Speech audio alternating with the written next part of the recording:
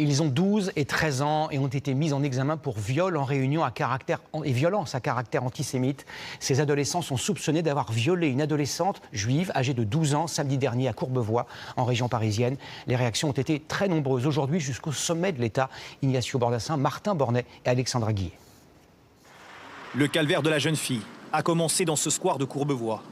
C'est la fin d'après-midi, l'adolescente de 12 ans rentre chez elle après un rendez-vous avec un ami, lorsqu'elle croise deux garçons, dont un qu'elle connaît. Très vite, ils empoignent l'adolescente et la traînent de force dans ce local désaffecté où un troisième adolescent les rejoint.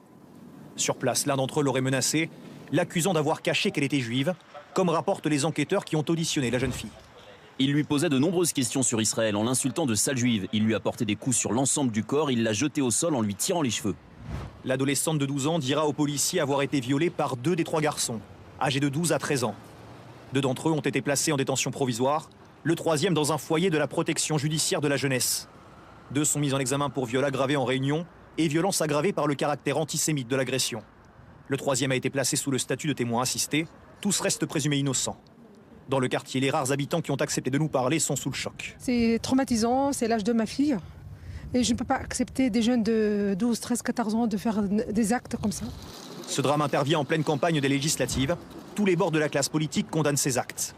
L'agression antisémite et le viol d'une enfant de 12 ans dans les Hauts-de-Seine nous révulsent. À gauche, Jean-Luc Mélenchon se dit horrifié par ce viol à Courbevoie et tout ce qu'il met en lumière concernant le conditionnement des comportements masculins criminels dès le jeune âge et du racisme antisémite. Emmanuel Macron transmet aujourd'hui une consigne à la ministre de l'Éducation nationale.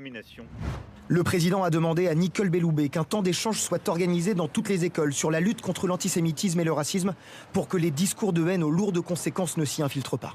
Les enquêteurs analysent désormais le contenu des téléphones pour mieux comprendre le déroulé des faits. L'agression aurait aussi été filmée.